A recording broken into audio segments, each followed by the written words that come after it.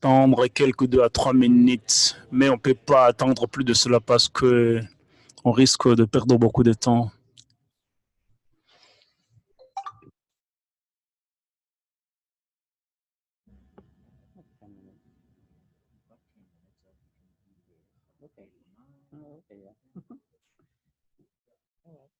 If I speak slowly.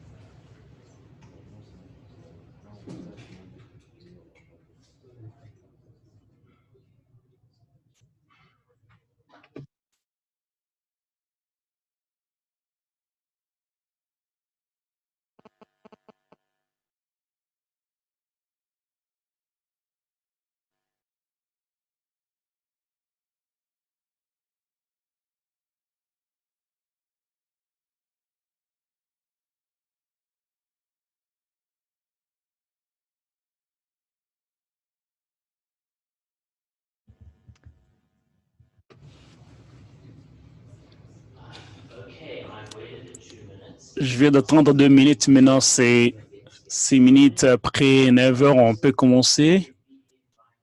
J'aimerais inviter Madrigo et membre de service d'AFRINIC de donner quelques mises à jour à propos de service des membres.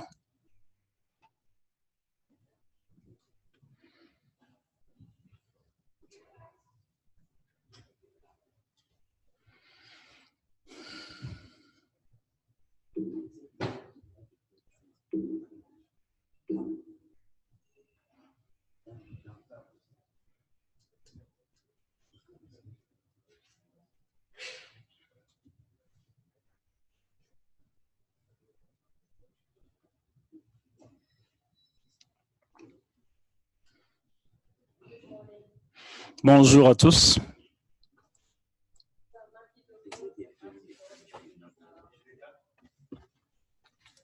It's not connected. OK. Bon. Mon nom c'est Madi. Je suis ici pour présenter la mise à jour de service des membres. We'll talk about the services. I'll show you some statistics regarding the membership resources uptake.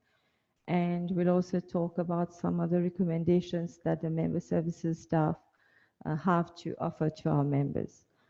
So the core services that we manage, we do a lot more, but I've grouped them into 4 groups here. Member management, that means accompanying the members with the paperwork and the contracts that they have to sign with AFRINIC, maintaining the records that we have for them. Resource management, that covers evaluation of resources, of resource requests, the registration in the WHOIS database, etc. We have the member help desk, where we have staff dedicated to assist members in any requests that they may have in regard to managing their resources. And also we conduct member outreaches every year. So we'll talk about these in the later slides as well. So in regard to member management, we have contact updates. We encourage our members, we work with our members so that they keep their contact information updated. We have some members, they go through mergers and acquisitions, or there's a change in the way they operate, they change names, etc. But they're always reluctant, or it's always, they don't worry about getting the information updated. So we work with them so that they can do that. it is a prerequisite for AFRINIC to have its resource members sign the registration services agreement, and we have to ensure that this is done. We also have BPKI requests, so we manage or we help the members to get their BPKI requests so that then they can adopt the RPKI services at AFRINIC. And as part of the member management, what we also do is we do the annual closure exercise where organizations that have not paid AFRINIC the annual membership fees actually get their resources reclaimed and the RSA is revoked. Some membership growth statistics, we grow on average around 150 members a year, and at the moment we have 1,701 members, in fact, based on the morning stats that I was checking. And for the closure exercise, we ran a closure exercise in earlier this year, and we were reclaiming resources from 39 organizations who in fact had not settled their 2017 annual membership fees. And on this table here, it's a summary of the amount of resources that have been reclaimed. So as part of resource management, so we manage the IP pool, okay, our IP pool for the AFRINIC service region. We also conduct resource transfers. We conduct policy impact assessments, and we also implement, okay, we're part of the implementation team for these policies. We offer services support. It's also through the member help desk regarding the Internet Routing Registry, reverse DNS, and soon to come up is the first line support for RPKI and DNS Tech. And we offer the WHOIS database support to our members who have to manage their internet number resources. So in terms of internet number resources, they have the following states: available, okay, which means that they are available and can be issued to resource members who can satisfy the applicable resource policies. We have the allocated or assigned status, which is given to resources that are registered in the AFRINIC WHOIS database as being delegated to an organization. And the reserve status is for the IP addresses that are not available for immediate allocations and assignments. So on the 2nd of April 2017, AFRINIC hit the phase 1 of the soft landing, so we got into the last /8, which kickstarted basically our IPv4 exhaustion phase.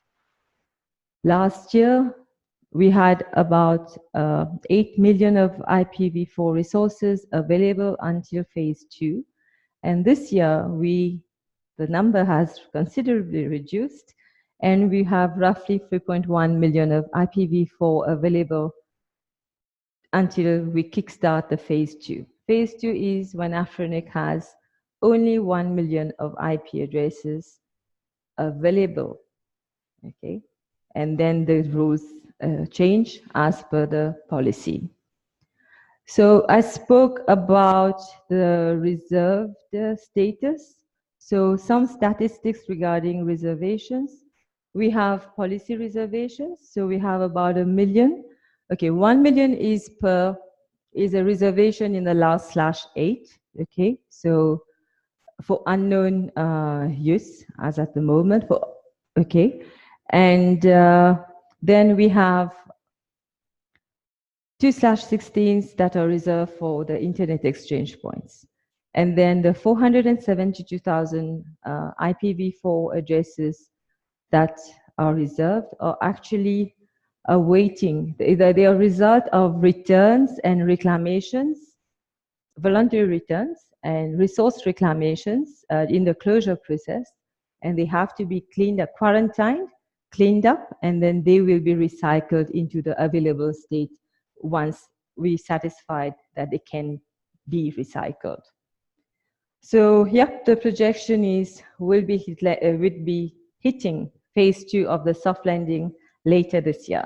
As a reminder, during soft landing phase 2, the minimum number of IP resources that we can give to a member is a /24, meaning 256 IP addresses, and the maximum is 1,024, okay? But it's not one time, they can come back more than once to get more resources in the phase 2.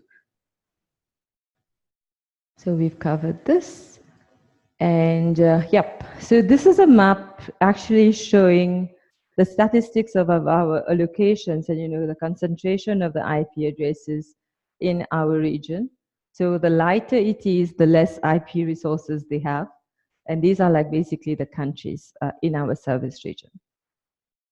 So some IPv4 allocation trends. I think this was a request as per my notes from last year's AGMM is, not AGMM, the service update at AIS last year, is that some members wanted to know the trend, like, you know, 2 years before we hit soft landing and 2 years after we hit soft landing. So as you can see here, from 2015 to 2016, we were issuing quite a lot of resources.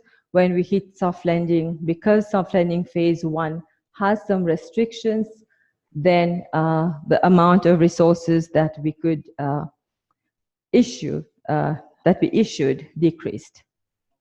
So these are the assignment trends, which is more like a constant trend on average that we see every year.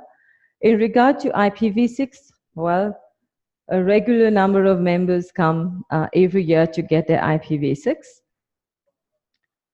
This is a stats regarding the resource requests from existing members. So it looks from the stats, it's like 40%, 47% of resource requests received are actually approved, and the members pay, and we allocate them the resources. And the rejection due to policy non-compliance is around 15.3%. So some stats regarding resource transfers. This is a policy that was implemented, and we, at the moment, until now, we have conducted 6 policy transfers, okay, amounting to 12 V4 prefixes. I'd like to tell you that we have automated the transfers so that they can be executed very quickly, and also partial transfers of some prefixes are also allowed as per the policy. So we're gearing to implement the phase 2 of the soft landing policy. The work has already started in regarding the refinement of the resource evaluation processes. We regularly monitor the available space. We're proceeding with updates of the business rules on our systems, preparing documentation, and very soon you'll be receiving communication from AFRINIC to notify the members about the upcoming phase 2. Outreaches, so we conduct an average 10 outreaches a year. This year, as at now, we already have conducted 5 outreaches. It's different types of outreach. We go to technical meetings, we go to NOG meetings, the AFRINIC meetings, and we also have the standalone meetings where, for example, earlier in the year, we were in Burkina Faso where we met our members. So support-wise, we have BPKI requests. There has been a surge of BPKI requests as from 1st of April. We have regular contact update requests from our members. And these are interesting slides. The RPKI uptake in our region has considerably increased, as you can see from these slides. Same as the routing registry uptake for our members. We've reached quite a lot of them at the moment. Dave will talk about that later. So there's some work on inconsistencies that we have noted as part of our housekeeping activities. This is, so the work has started for the no impact updates on the members. Some of the members may be contacted by AFRINIC staff so that we work with them to resolve the inconsistencies. Reason being, some inconsistencies may prevent the members from autonomously managing their resources themselves. So we'd rather be proactive, fix the problems before it becomes critical. So some upcoming activities you'll definitely be hearing from us. It's the member information update. Members are able to update or verify their contact information on AFRINIC. We're just preparing the kickoff for that. And I've put in a hint for all of those of you who saw not yet verified on your AFRINIC portal when you logged in. This is related to this. So you'll be hearing from us very soon. Some recommendations to end this presentation: keep your contact information updated at all times. Pay your annual membership fees on time. Okay, it will avoid you penalty fees, and it will also ensure that when you come to request AFRINIC for assistance, you help quickly, the checks go smoother, okay, or we will have to wait for you to fix the non-compliance before you can be helped. On this, I'd like to thank you for your attention. We'll take questions at the end of the session.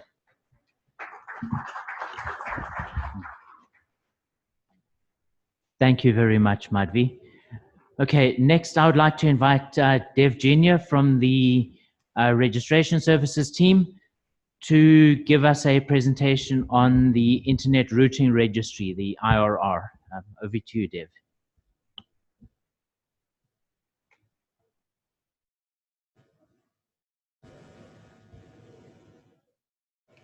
So good morning, ladies and gentlemen. I'm Dave Jr. from the Registration Services. So an overview of what we're going to talk about. So why to use a routing registry, the benefits and the features of the AFRINIC IRR, the AFRINIC routing registry, an overview of how it works, how the backend works, and the RIPE NCC NWI5 changes that was made last year. Some statistics on the number of root objects and also for the Kenyan members, and some recommendations on what we expect from the members. So why use a routing registry? So routing registries are used to document routing policies. So basically what prefix, what AS numbers is supposed to announce what prefix number. And there are a number of transit providers that actually use the IRR to auto-generate the filters, to filter out bogans and any unauthorized announcement. So in that way, they can prevent any prefix hijack or denial of service. So the AFRINIC IRR is open to our resource members and also legacy resource holders. Our IRR is also mirrored by other IRR operators like the other RIRs and some independent IRR operators like Work Online, EntityCom, etc. The AFRINIC IRR is quite stable and secure. We have not experienced any major outages. It's quite easy to use, similar to the WHOIS, since it uses the same RPSL. It's a single point, so the WHOIS objects like INET-num, AS numbers and all, and the root objects, IR objects, they are stored in the same place. So you can query the same server to get information on both WHOIS and IRR. So it's a free service offered to our members. It's integrated with the WHOIS, as I stated. The authentication when creating the root objects, so it's made against the maintainers in the IPv4 or IPv6 prefix, and it's only the holders of IP resources from AFRINIC that would be able to create a root objects. So the AFRINIC IRR was deployed in June 2013. Up to 2018, there were various initiatives to increase the IR adoption. So we help our members we taught them how to use the IR and how to even migrate their objects from other IRs to the AFRINIC IR. On September 2018, RIPE NCC implemented the NWI5 change on the IR database. And in October 2018, AFRINIC deprecated the need for authentication against the maintainers in AS numbers. So roots, like root objects are for V4, root 6 for V6. For both of them, it's the same workflow for the creation. Now the IPv6 or IPv4 must be an AFRINIC managed prefix. So any out of region prefix, you will not be able to use that to create root objects. And the AS number can be from any other ORIOs. So this is the new creation workflow. So previously, both the prefix and the AS number must have been in the AFRINIC OS database, but this has changed now. You can create a root object with only like the V4 or the V6 being managed by AFRINIC. We support any out of region AS numbers as long as it's not reserved and as long as it was issued by another ORIO. So a little overview on the RIPE changes. So last in September, RIPE deleted the maintainer with a public password that people were using to create out of region root objects and AS numbers. So it's no longer possible to create rootnum object on the database. So one important thing, the out of region objects that RIPE have on the database, they are thinking of deleting it, but we don't know yet if they're going to proceed, and we're not sure when. So statistics on the number of root objects in our database, you'd see there are two big increase. So the first one was when quite a number of members, when we started the initiative of increasing the IR adoption. So we had a lot of members that migrated their objects from other ORIOs, IR databases, sorry. And the second one, it's when the RIPE NCC implemented the changes. So we had a lot of members who replicated their root objects in the AFRINIC database. So the number of members that are using the IR, it's around 800. So approximately like nearly 50% of our member base are using the IR. The others may be using other IR databases, and some of them do not use it at all. So statistics on the number of root and root 6 objects. Since IPv6 is not really, compared to V4, it's very few people who uses it. So it reflects the number of root objects as well.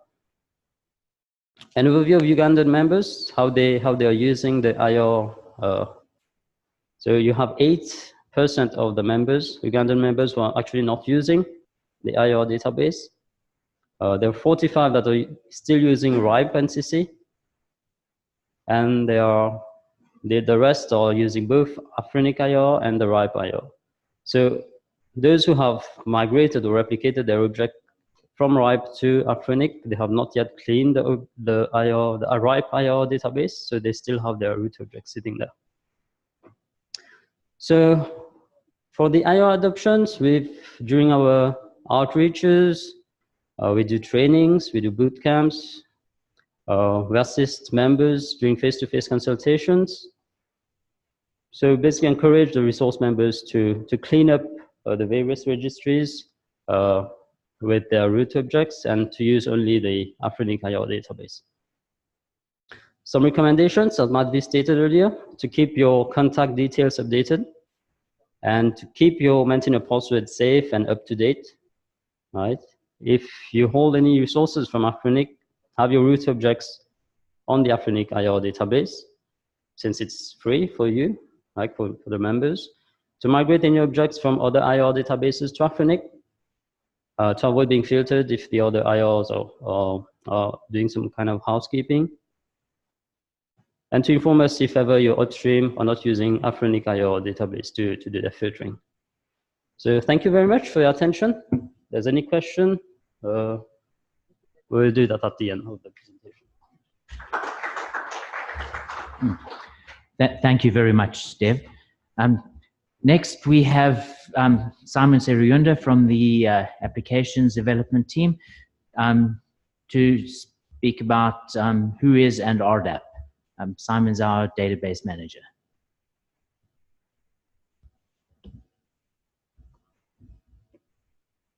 Good morning, everyone. Just a brief overview of the updates that we're going to go through, that we've made to our WHOIS database. Over the past 1 year, we've implemented some of the policies that have been passed here. The LEM delegation policy, the intra-area transfers, the RDAP.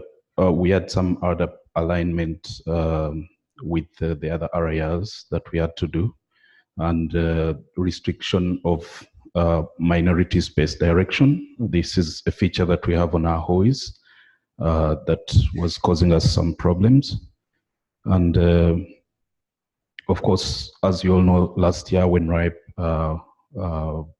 decided to move the out-of-region objects that existed in their database to a non-auth data source, we had to come in and help our members to be able to create those route objects in our database, and also to accommodate those members who had their OTNAMs out of region, but still had to create objects in the database. We did not have that feature at the time. And we also made some upgrades to some libraries to improve on stability and security.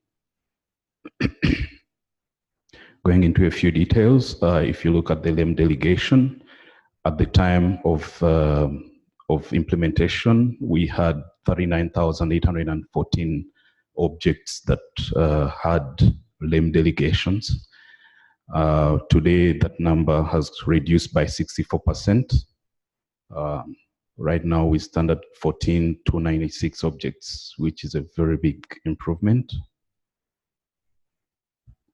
We also implemented the intra-area transfers. This is basically involves movement of objects between organizations. And of course, on the database side, we had to implement a lot of subnetting and creation of new INET 6 objects in the process to ensure that everything works as per the policy. On the side of RDAP alignment, we had some issues on our RDAP service. We had the CIDR ranges issue, where this was specifically for those INET nums that do not fall under any specific CIDR range, and we had to implement these based on some extension that ARIN has developed. This helped to solve the issue. We also had, during the queries for IPs and OTNAM objects, the organization entity was not clearly defined. The role was not clearly coming out in the response from the RDAP, so we fixed this as well. And we also had the issue of some INET nums that actually have multiple country attributes. And this was giving a HTTP 400 bad request, so we had to get this fixed by using the comma-separated list of values. Sorry. Yes, so when RIPE made their changes, we had to adjust. So most especially for operators that had to create root objects with AS numbers that do not reside in our region. So we had to make those adjustments to our WHOIS, and probably by skipping the OTNAM authentication altogether. So minority direction had become some kind of issue on our side. Whenever queries were coming to our WHOIS, they had to, for objects that exist out of our region, we are actually querying the WHOIS client of the corresponding area to which those resources belong, and we give back the response. But now the problem we faced was that sometimes the corresponding area was taking long to respond, and this was causing a queue to pile up of multiple queries that were waiting, and this was causing out of memory problems on the WHOIS service. So we have made some changes. We know that there are only 4 external ARIA WHOIS clients.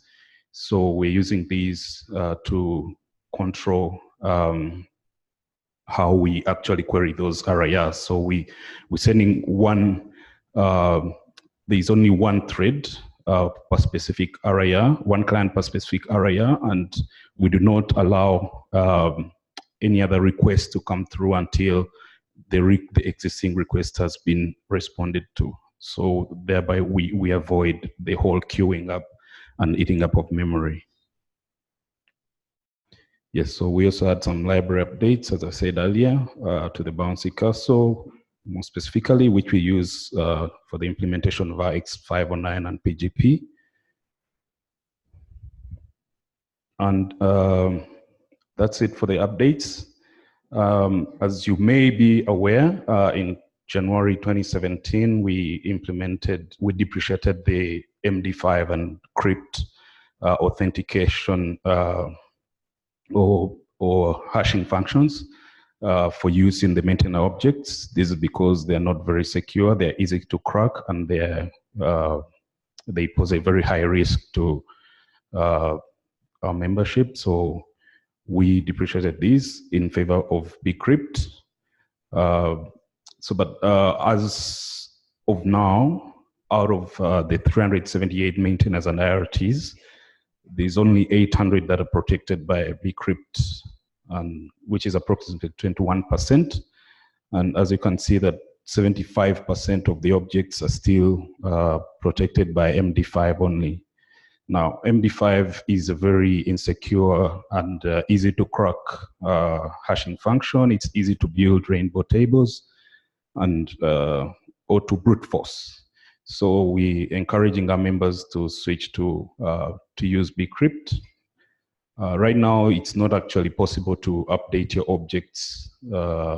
If you're doing updates or creating new objects, you cannot use MD5 or crypt. We encourage you, even on the website, we have the tools to generate your bcrypt hash. Also from Jan 2017, we realized we had a lot of unprotected person and role objects. So we moved and auto-generated a maintainer object for those that were not protected. And those are the statistics as we stand. 83% of all the person and role objects are actually using auto-generated maintainer objects. This is to ensure security of those specific person and role objects, to ensure that they're not compromised. We also strongly advise you to use PGP. As we all know that I think it's the most secure way to manage your objects. In case you do not know how to set it up, we have some links on our website that can guide you on the process. So looking at WHOIS query performance, over the past 1 month, we've been consistently having at least 2.4 million average 2.4 million queries per day on both of our servers. We implemented some kind of DNS round robin, so to balance the load on the servers. And for updates, we are getting an average of at least 829, around 8,000 objects are created every month, and about 2,000 objects are modified, and maybe at around 900 are deleted every month. So that's it for the WHOIS, and we'll go to the RDAP service. RDAP is the Registration Data Access Protocol. It was developed by the WIRDS working group at the IETF. It's an alternative protocol to query WHOIS data. It's a standard way to query data across all the areas.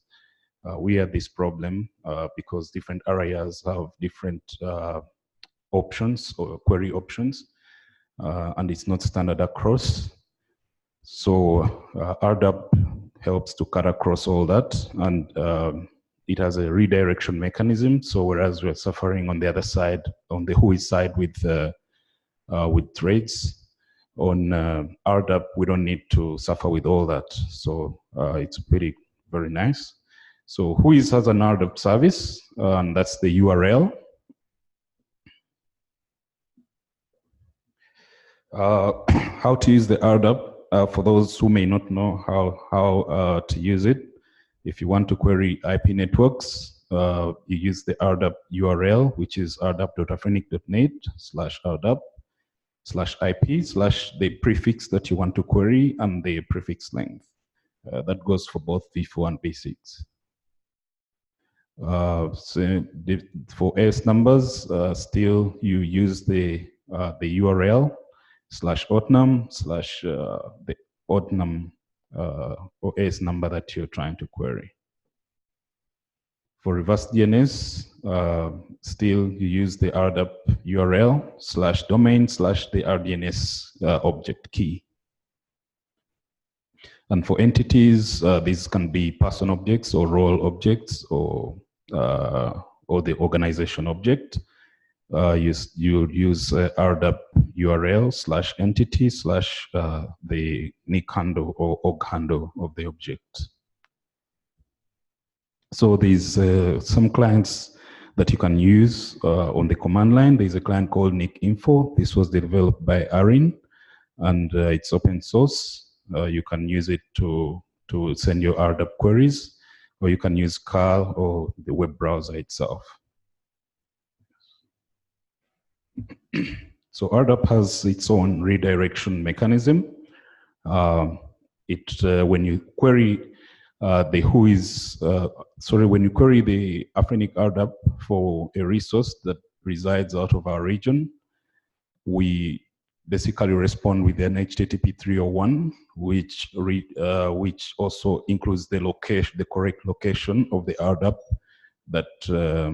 where that specific resource resides. So if you're using a web browser, it will redirect you automatically, and you'll have your response from that specific RDAP.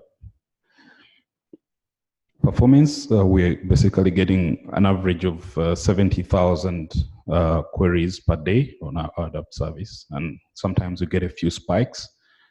As you can see the graph, that's for the past 1 month. Yeah, that's it from me, and thank you.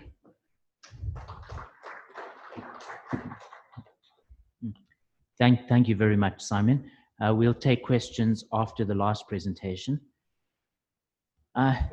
Next, we have a remote presentation about projects from the research department.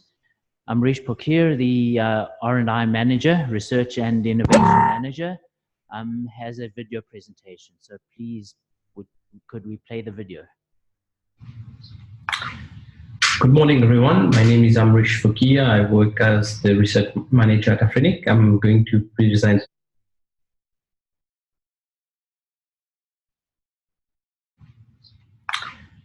Good morning, everyone. My name is Amrish Pokir. I work as the research manager at AFRINIC. I'm going to present you the research and innovation department updates. So for 2019, we have different programs and activities running. The first one being the African Internet Measurement Program. I will talk about the FIRE program as well, which the department has been managing since very recently, and a brand new internship program that we have put in place this year and that we have already started with some students. I will talk about the current research projects and also briefly mention about the call for expression of interest that we have launched in March on collaborative research and what is the outcome of this call for expression of interest. So as you know, as research department, we are deeply interested in measuring the African internet and also to understand the different aspects of the different networks on the continent. But we also want to share our knowledge through different workshops, but also through the different papers and writings that we do. So we have conducted a survey on internet measurement usage, capabilities, and practices in Africa that was actually presented at during AFRINIC in this AIS. But this is also going to be a scientific paper that is going to be presented in Ghana at the IEEE African this year, and it also is going to be presented at the ACM Compass conference. So, as you know, the department is also responsible for the distribution of probes and anchors, and this year we have managed to install a virtual anchor in Gabon, and another one is actually in process of being installed in Sudan, but this has been delayed a little bit because of the political situation out there. And of course, as I said, we run measurement workshops at each of our meetings, and this one was particularly interesting and also successful. We received more than 40 participants, and there were two tutorials, one on RIPE Atlas and one on a Measurement Lab. So we had people from RIPE Atlas and Measurement Lab who came over. So we would like actually to thank them for that.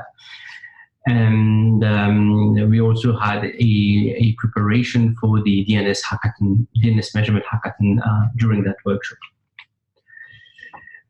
We have also worked this year, started some work on what we call internet measurement for regulators, because we have actually seen that regulators are quite interested to leverage internet measurement techniques to monitor the network in their respective countries.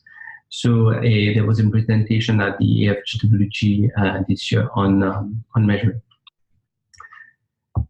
As I said, we are managing the FIRE program as from April this year, and we are still in our 2018-2019 cycle.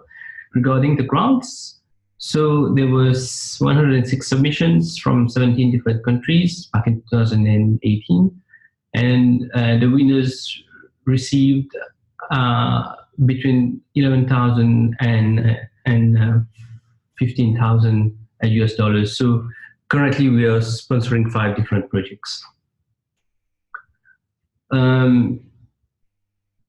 With regards to the hours, the call for the hours was just recently sent out, and we have so far received 54 proposals, completed proposals from 16 different countries, and those are currently under review. So what's happening in 2019 is that we have actually reached the end of the funding cycle. So we need to be gearing up to get prepared for the next cycle, which is going to be for 2020 and 2021. And this, before we do that, though, we want to revamp the FIRE Africa website, revamp also the grant management system, and also, most importantly, seek out new donors for the next cycle. So with regards to the internship program I was mentioning, so this is a brand new initiative, and the idea is actually to bridge, to build a bridge between AFRINIC and the academia. So we sent a call for student projects and internship in March, and we have received more than 100 applications. So the idea is to have students to work on a specific project, research or otherwise, for a period of 3 months. And we have a dedicated budget of $10,000 US for that. And we have selected 15 interns working on 10 different projects. Those projects are very varied, including internet measurements, BPKI, DNS measurements, latency measurements, An important service that we think we would like to roll out is something called Managed DNSSEC service or Hosted DNSSEC service. It's actually to increase the uptake of DNSSEC in our region. And another important measurement work would be the detection of NAT and CGNAT that could actually feed into the deployment strategy of IPv6 on the continent. Policy compliance dashboard, we have seen that some members are not fully compliant to all the policies, so having a policy compliance dashboard would actually help our host masters to do their work in a better way. WhoisViz is a visualization for the WHOIS data, which could help people not to experience WHOIS handling WHOIS objects, but they want more to have like a visual interface. And WIDER, as you know, is our data portal, and that we need to actually beef up for it to accommodate all the different data sets that we want to present in there. And finally, the Drought Management System, the FIRE program, is also on the menu. The current research projects that we are working on, so we have started this year to have an understanding of the state of the measurement infrastructure, usage, capabilities, trends, etc. in Africa. What are people doing? So our first task was to run the survey. Then the second task is actually to understand what are the different platforms that are actually available on the continent, and what is their coverage as well. How many ASs actually are covered by those different platforms, and what do we have as capabilities? Meaning that can we do latency measurement easily? Can we do bandwidth measurement easily? Can we do censorship measurement, for example? And so on. And the second project we are currently working on is a policy-related project. That's together with our friends from Research ICT Africa and ISOC. And that was following two things, actually. First thing, that last time in Tunisia, our community mentioned that they would like to see more involvement in cyber policy. So that's why we're doing this work. And there was a call for a journal on the topic of concentration and consolidation trends. And we want to have a focus on Africa, which we think was a good opportunity to do some policy-related work. As I mentioned, we launched a call for expression of interest on collaborative research, from which we have received 29 submissions from 11 universities and research institutions. So that also included people who were interested to do projects like end-of-year practicums and internships and other type of collaborative research. So we have a dedicated budget of $20,000 for that, where basically we would hire, for example, a postdoctoral candidate or a master degree candidate to work on that project, the selected project, for a period of at least 6 to 12 months. But $20,000 might not be enough. What we're doing is actually to seek the partners who are interested to do collaborative research with us, to tell them perhaps we could have a matching grant or matching sponsorship, and that would be better, and that would make the project more attractive. We intend to do the selection of the research partner and project in Q3 this year.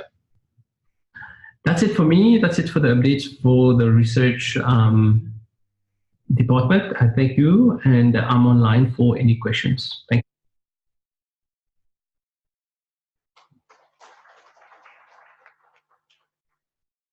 Okay, thank you, Amrish, for that presentation.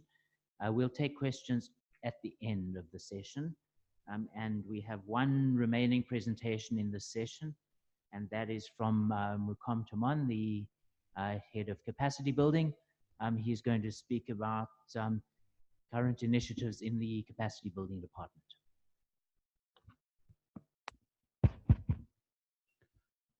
Hello, my name is Mukam, otherwise known as Taman.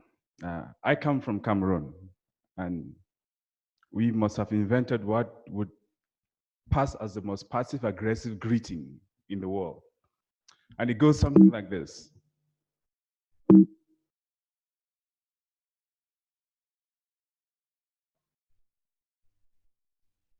So, good morning to everyone, except to those who have not deployed IPv6 for the last 10 years. Whatever happens, you've got it coming. So, let's start by looking back.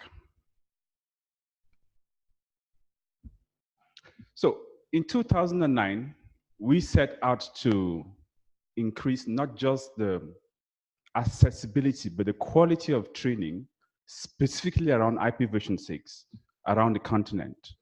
And in that time, we've been to literally we've trained people from every single country in the continent. There are about 6 countries to which we've not been. And the response has been really good. And how do we measure the goodness of the response?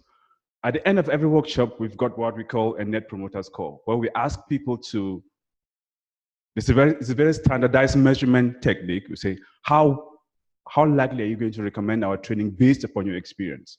And from the more than 3,000 samples respondents, the Net Promoter Score is 74.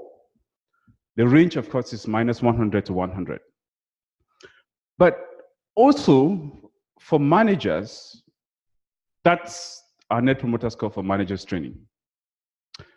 But I can sense a but coming. All through, whenever we go and do training, people always talk about, we want certificates of attendance. Our policy has always been, we're not going to do that. If you want a certificate, let's plug it into an existing global system of certifying skills that exists. And therefore, we created and launched the 36 program. We're one of the 12 organizations in the world that does this. The first, as of last year, the first that can deliver an exam for certification in French. This year, we delivered about 50 exams, and we have about 2 or 3 partners signed to help us deliver exams in various countries. But that is not enough. Something is still missing. And so when I look at this is the global map of IPv6 deployment all over the world. The thing that we've spent lots of our time trying to educate people about. And this is where I need you all to be Cameroonians with me. So good morning to everyone, except who? Except who? Except those who are conspiring to keep Africa in the red. Okay? So one of the things we've been working at, if you've noticed, in the last 1 year, we've done very few face-to-face trainings. Because what we want to do is come up and test strategies for solving this problem. And so what we did was we actually went back to all of those people that we've trained to ask them, what has been your #1 deployment challenge? Now, for context, if you read almost every single IPv6 deployment case study there, the vast majority, I would say, from the time someone read or went to an IPv6 training to the time they started doing it, average 5 years, some 8, I've seen 10 years, right? And we would like it to be shorter than that. And this was the output of that survey. The #1 reason was competence. Competence here being, we just combined, a few said we still don't have the skills. Some said we have the skills, but we don't have the confidence to do it ourselves. And then, of course, there's a large part that says it's our management. Our managers don't get it, so that's why we can't deploy. In fact, our revamped IPv6 for managers program or workshop was a response to this. Now, what we are doing is focusing on the competence part.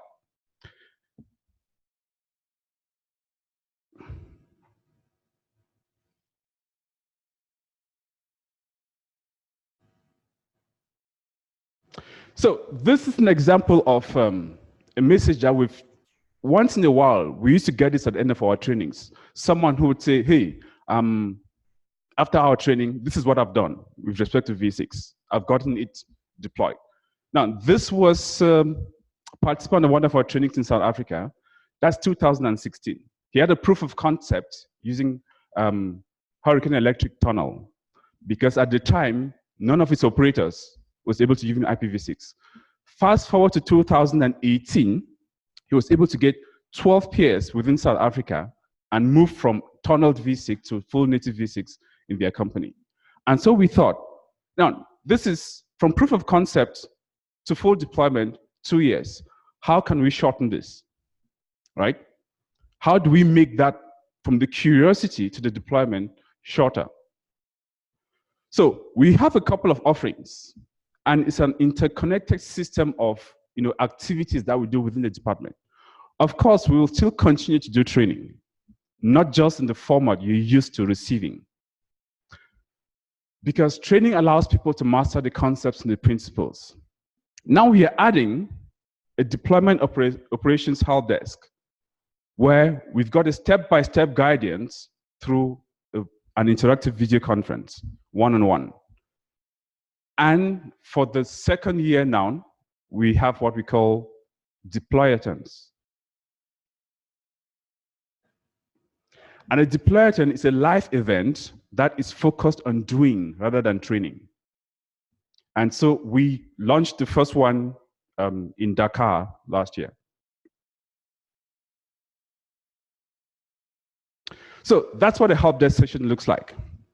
The team sits with virtual camera, and on the other side, there's typically a couple of network engineers in the conference room, and then we can talk about, okay, here's where you are, how do we get to what you want to do? 2 hours, sometimes 2 hours per week. It's slow because after the 2 hours, they go back to their their normal day job. Now, the deployathons, we launched them last year in Dakar with the assistance of Nishal from PCH, Matthew was there, Ben Madison from Work Online. And from what we are seeing, the return on investment, the return on effort of a deployathon, we are able to, people can come with no IPv6 prefix and leave at the end with, IPv6 traffic passing out on a VLAN within their network. So for example, this is an example of one of the outputs of the deployathons we had in Nairobi last week. This was a Frontier network. When they came, all they had was an IPv6 prefix. By the end of the third day, this was a test from within a test VLAN in their network. So I think one of the things we've been struggling to prove is that, is it possible to get some people in a room and within 3 days go from no IPv6 prefix to actually test traffic on a VLAN? Yes, although it's not for every kind of organization. So looking forward, our challenges are scaling, because if you look at the things, VO help desk, deployathons, the presumption is that these people already have the skills, some kind of training. But we are realizing that it's not always the case. I'll give you a case and example. So last year, I had a manager of a telecoms company from Libya reach out to me. Mukam, I want you to come do a training for my team so that we can do IPv6. Michelle is laughing because I remember it was the same manager that Michelle and I did a training for 5 years ago. So I asked him, but we did train your entire team. So what happened to them? He said, well, nothing happened about IPv6. Those guys have gone somewhere else. And so the thing is, yeah, we've been to, 47 plus countries. Trust me, we are not about to start doing it one country after the next, one country after the next. So we need to find a way to scale training without actually doing face-to-face training. And our answer to that, we've got 2 answers. In the interim, what we've been doing is we've been doing what? Webinars. Short sessions focused on a specific topic, and we've made them as interactive as possible. And in capacity building, we are heavy on measurements. So in the last, up till now, we've done about 205 people who have attended our webinars. We have 2 measurements for effectiveness. The first is the Net Promoter Score. How great did you think this was? But behind the scenes, we also measure something called the Attentiveness Score. Right? Are people actually paying attention while we're doing the webinars, or do they just put it up there and then go watch Netflix or something else? So The average Net Promoter Score for webinars is 86. That's way above average for webinars all over the world. And the Attentiveness Score is 73, which means we are doing a really great job at keeping people engaged during the webinars. So I would like to thank my entire team, Bashi, who leads webinars, Brice, who's done some of them in French, Stephen, who's coordinated them, and Jordi, who's also been one of our partners. Going forward, we will be able to develop this into a system that can enable us to take advantage of the expertise that exists within the community. So if you identify an expert, then we can help them craft a webinar that spreads that knowledge. Now, the thing that I'm most proud to introduce to you at this conference is our e-learning platform. That's something we've been working hard on. In 2009, I presented to this community a strategic plan for the training function of AFRINIC. And even then, we knew that going from one country to the next was not going to be scalable. Therefore, e-learning was going to be part of the picture. But I just didn't like my options at that time. Because for us, we just don't want e-learning that is pretty PowerPoint. We can do pretty PowerPoint. We just don't want e-learning that is talking head videos. What you see on Coursera, Audacity, video camera and someone speaking.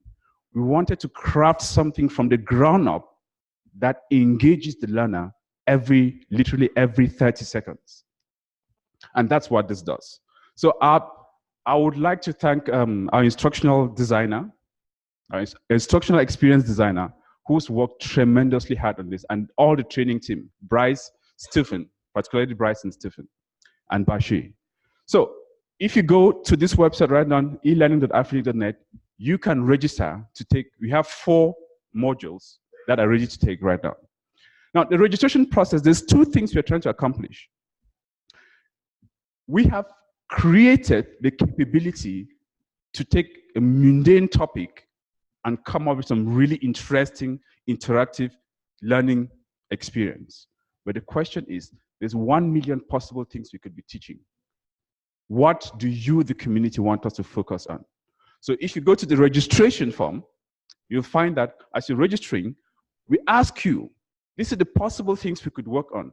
Help us prioritize them. And that's what we're going to be focusing on delivering for the rest of the year. So that's what it looks like. And it's available, it's going to be available 24/7 on all devices, on laptop and on your tablets. Now, what does this enable us do?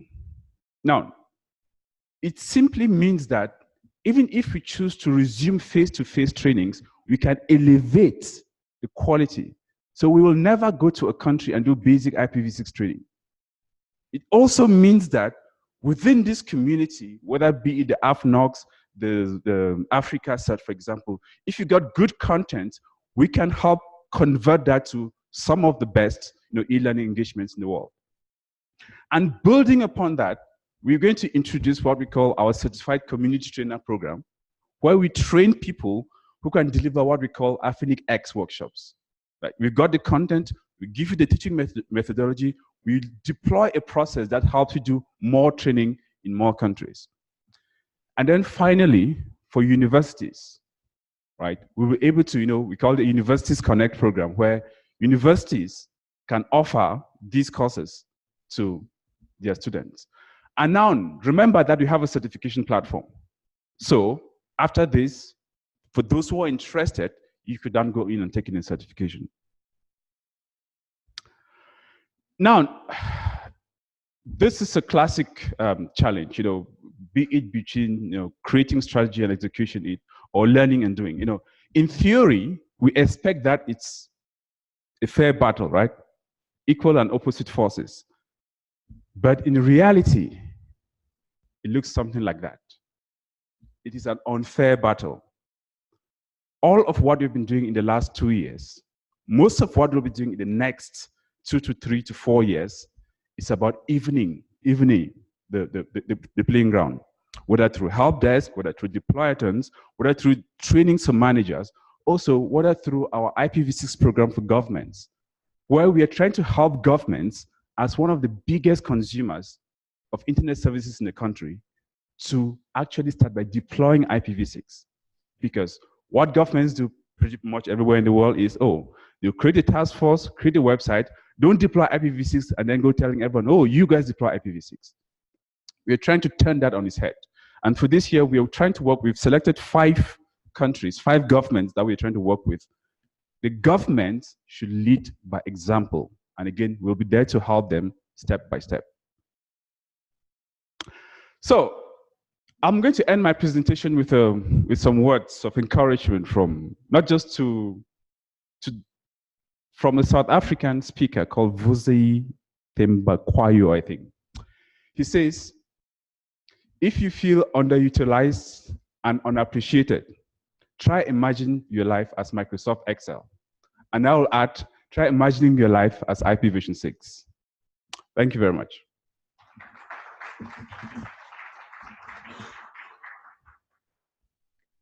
Thank you very much, Mukam. Okay, so now we will take questions from all the presentations we've just had. So if you have questions or comments, please come to the microphones.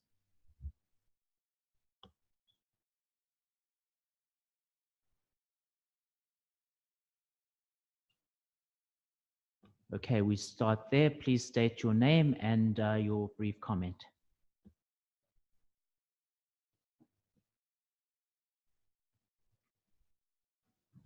Sunday Folayan from Nigeria.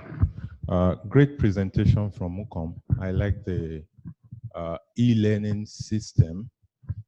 Just a question.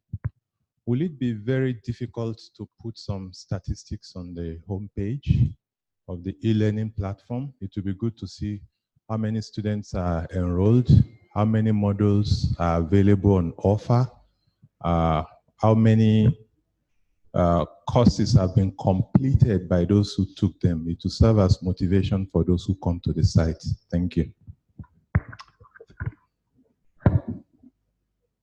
Okay, thank you. We'll try to do that. Good morning. My name is Arno, AFRINIC fellow. First of all, I really want to commend the work you're doing on research and capacity building. And my comment of yesterday, I wish really AFNOC could really borrow a leaf, because your involvement with online and implicating universities is really great. Then my question or my suggestion, first of all, will be on the presentation we had on collaborative research, where they say they involved universities and 11 of them applied and they only have a grant of $20,000. But I was thinking, why can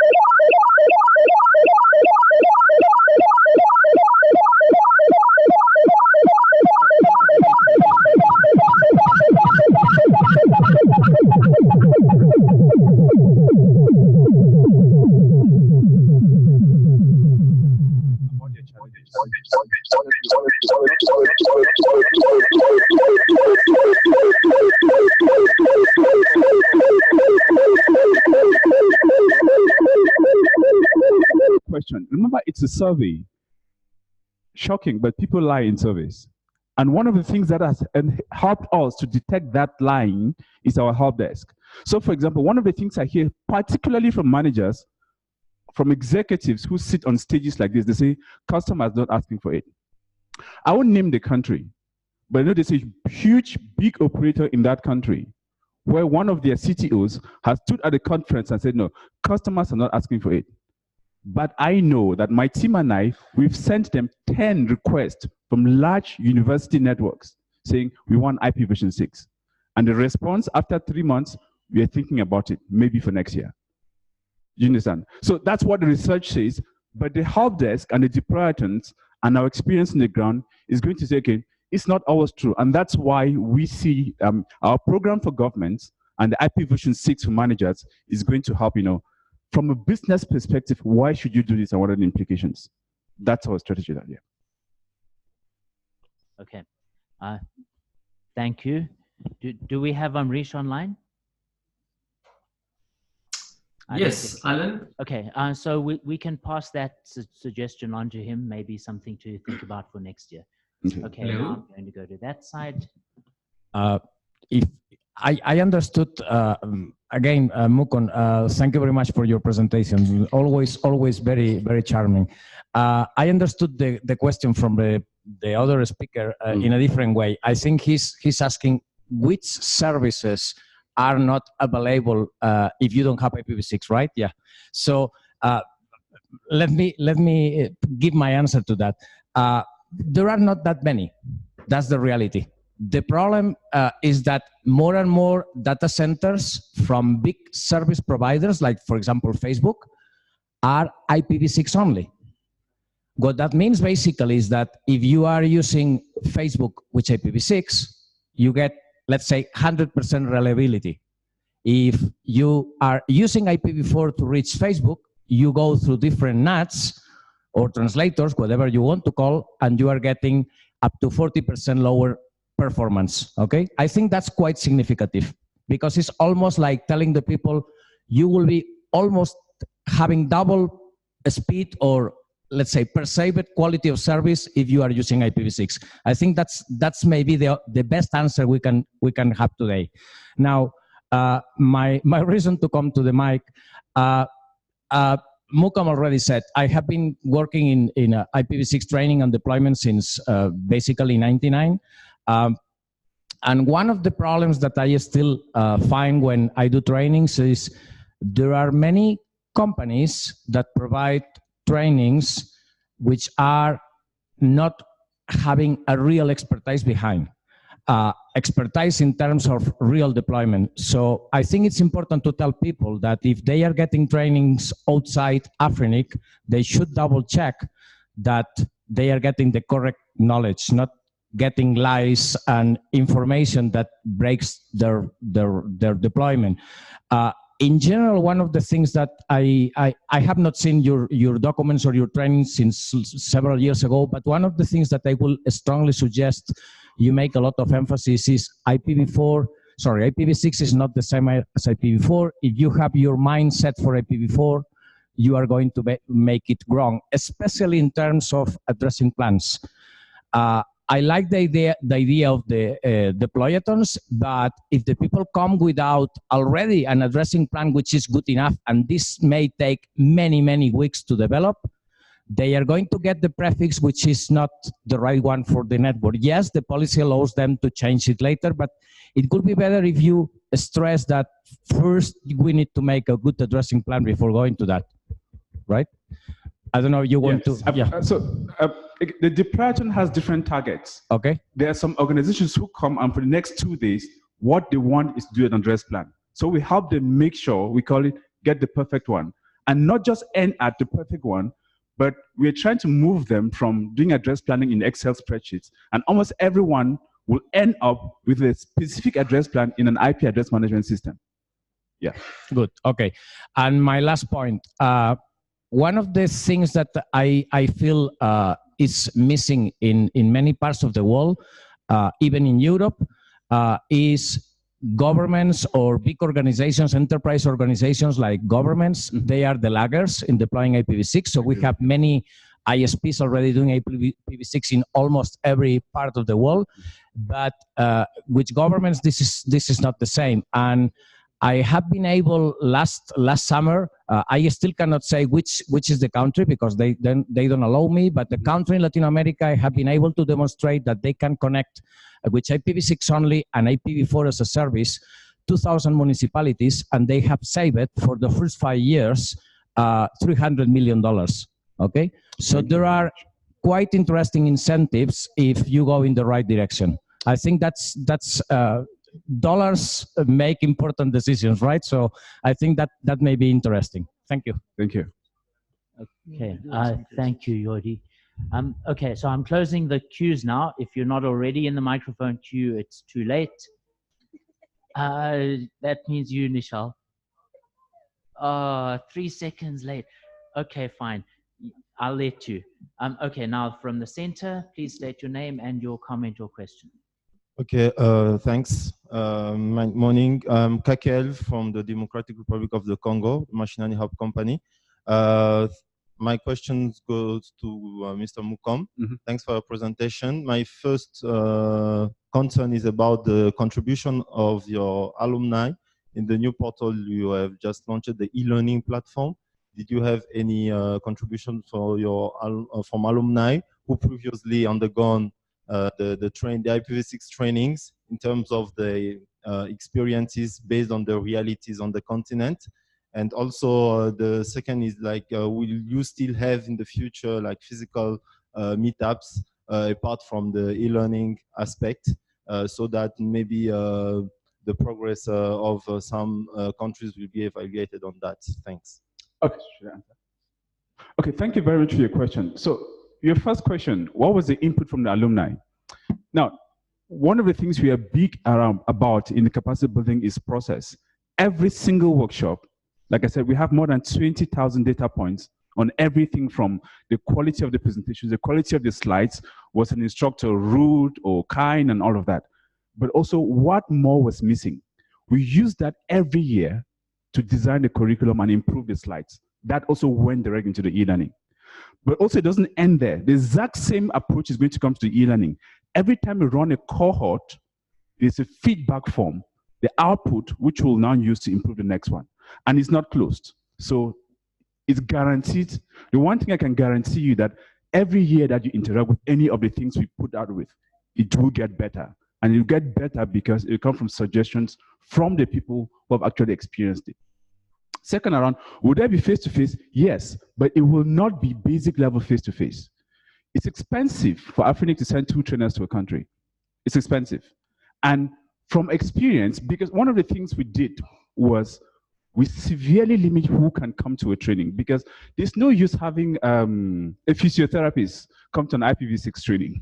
We've experienced this. So every workshop we've done, we've had to reject at least 60 people. Algeria, we opened a workshop within 1 hour, 500 people are registered. We could only take 45. E-learning will allow us to provide training to those people. But when we do go on site for face-to-face, or whether we work through our community trainers and AFRINIC X, we'll have face-to-face events, yes. Okay, thanks. Next question. Owen DeLong Consulting. I'm also going to talk about Mukom's presentation. It looks really great. Yeah, please keep it very short. Yes. I just wanted to go back to your graph where you had management as the second leading cause of blocking IPv6 deployment. Have you done any metrics that compare that result, which I presume was pre IPv6 for managers, since you said it was a response to that statistic, and what that looks like now that you've been doing the IPv6 for managers training to see if it's having the desired effect? So good question. It's still, think of it as an experiment that we are designing, because we have to be able to get someone before and after. So through the help desk and because through the deployathons, we try and get managers support. And if you run it a few more times, you'll get sufficient data to say that with a much more objective confidence. Yeah, we're planning that.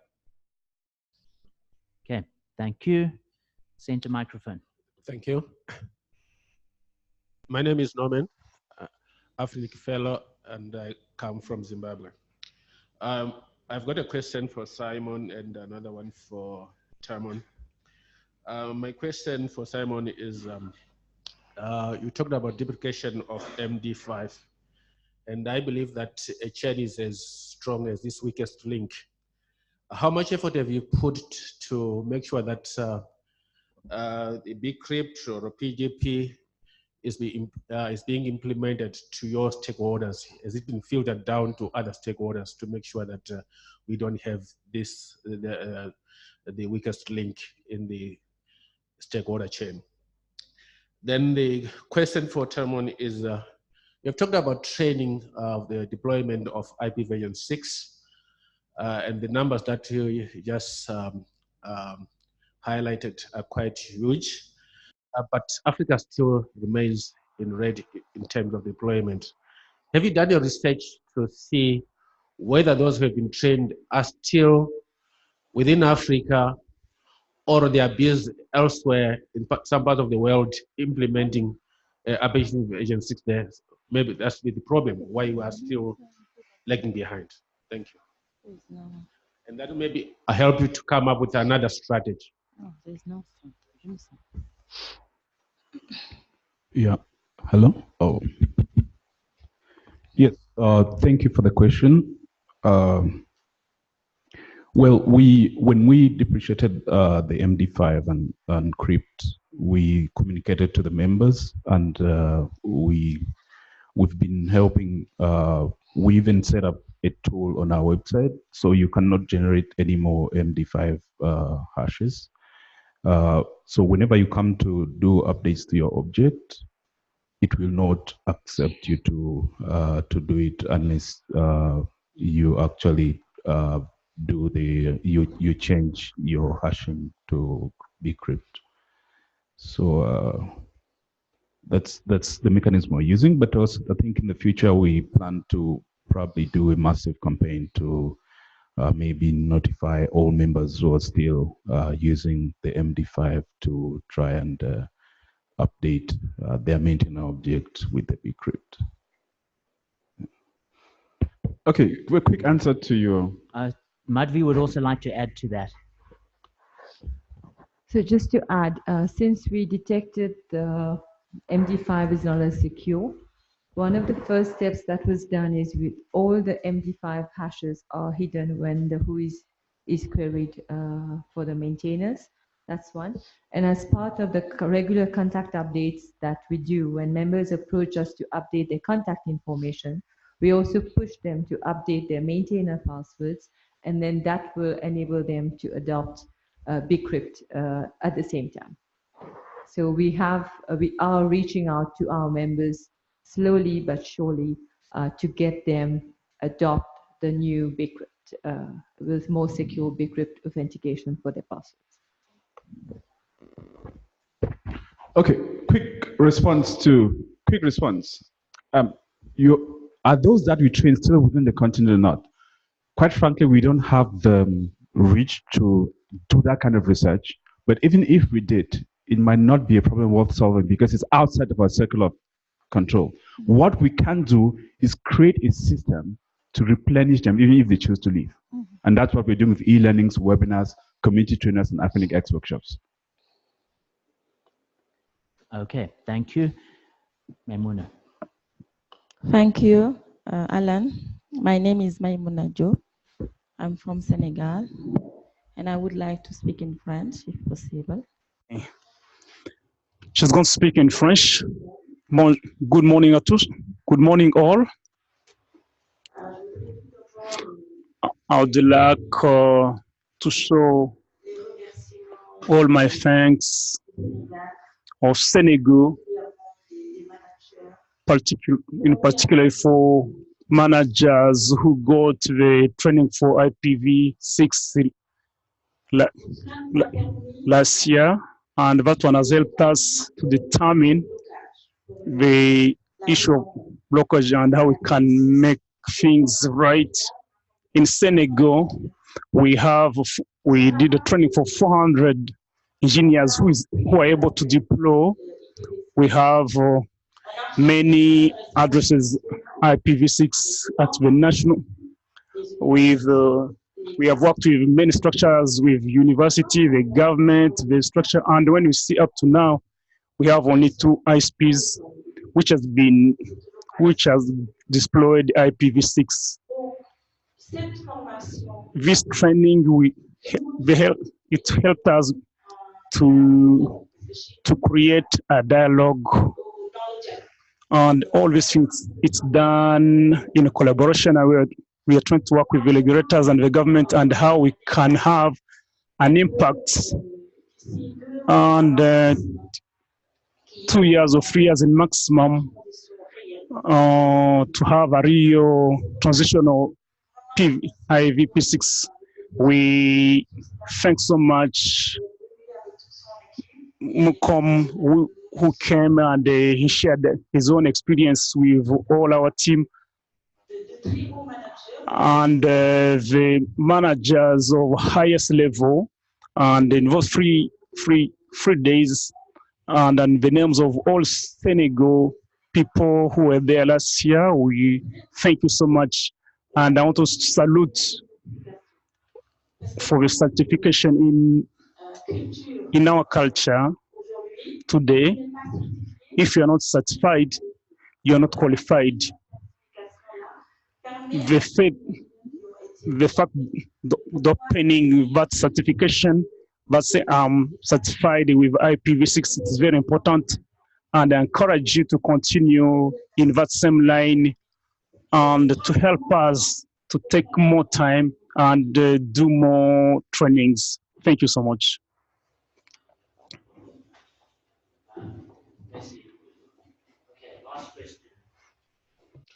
Hello, my name is Nishal Govardhan. I have a few short questions. I promise I'll be shorter than Jody. Firstly, congratulations to the database working group. Simon, I think you guys have been doing great work. It hasn't been called out, so on behalf of a database user, thank you very much. You had your first meeting and you have your co-chair now, and I look forward to seeing good things come out of your working group.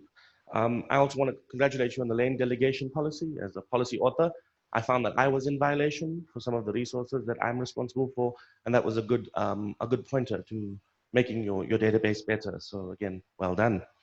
But I have to echo the sentiments of, I think, the gentleman that was 2 speakers before me. I think you could do a lot more in helping the community to understand that MD5 is bad and they should be moving to something stronger, like PGP, for example.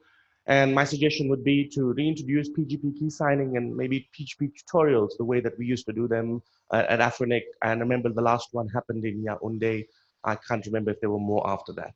So maybe that's something you want to add to your meeting setup and how you do that. Also, congratulations to Amrish if you're listening in on the project list. However, there's one thing missing on that project list, and I for one have been asking this for a long time, and that's a timeline. And I would like to know if you're willing to accept community input into what gets done, because again, as a user of your services, I would like you to prioritize useful things that add value to your members immediately. I think there's a bunch of things missing that you could add to MyAfrinic and Whois that would add immediate value to your members. And I would want to see you prioritize that over things like meeting apps, for example. So maybe if you gave an opportunity to members to say, this is what we would like you to do, you could use that feedback to prioritize your build. And my final question is really about an issue that happened a few weeks ago. There was a cry out about a storm in a teacup, really, about a short outage that you had in Johannesburg. The one thing I do care about is redundancy. So maybe you could mention in 30 seconds what your plans are to get better Whois redundancy. Thank you.